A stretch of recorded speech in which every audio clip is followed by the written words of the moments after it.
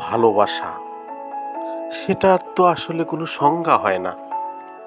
চাইলেও ভালোবাসাটা সবসময় প্রকাশ করা হয় না। ভালোবাসাটা হৃদয় দিয়ে অনুভব করে বুঝে নিতে হয়।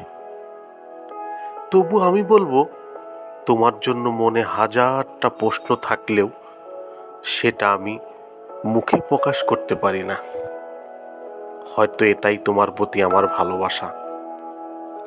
প্রিয়, তোমাকে কতটা ভালোবাসি সেটা হয়তো আমি জানি না, কিন্তু তোমার কথা ভাবলেও নিজের অজান্তেই ঠোঁটের কোণে মুচকি হাসিটা ফুটে ওঠে।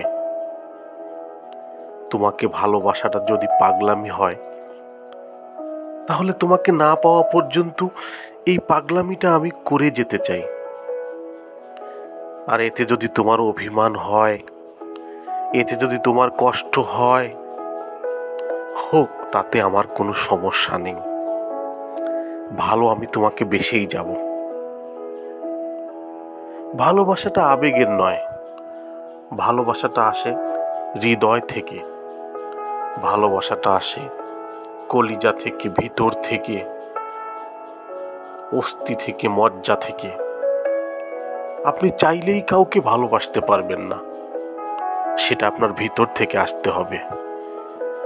আর আপনি চাইলেই যদি কাউকে ভালোবাসেন, ভালোবাসা দেখান, তাহলে আমি বলবো ওই ভালোবাসাটা আপনার মনের নয়, ওটা আপনার মুখের, ওটা আপনার বাহিরের, ওটার স্থায়িত্ব বেশি দিন থাকবে না। কাউকে ভালোবাসতে গেলে মন থেকে, ভিতর থেকে ভালোবাসতে হয়। তার হাজারটা অন্যায়, তার হাজারটা অপমান, তার হাজারটা কটু কথা, এগুলো হজম করেই আপনি তাকে ভালোবাসবেন। ভালোবাসতে গেলে সেই লোকটার বদ অভ্যাস এবং ভালো অভ্যাস দুটোকে আপনাকে মেনে নিতে হবে, না হলে আপনি তাকে ভালোবাসতে পারবেন না। ভালোবাসা এরকমই। ভালোবাসাটা এর কোনো রং নেই। এটা বলতে গেলে পানির মতো বর্ণহীন, গন্ধহীন, স্বাদহীন। তবে স্বাদ একটা আছে আলাদা, সেটা হৃদয় দিয়ে অনুভব করতে হবে। এই স্বাদটা আপনি দেখতে পাবেন না। ভালোবাসাটা এরকমই। যাকে ভালোবাসেন তার শত কষ্ট, তার শত বেদনা, তার দেওয়া শত যন্ত্রণা, সবকিছুই আপনি মুখ বুজে সহ্য করেন। এর নামই হচ্ছে ভালোবাসা।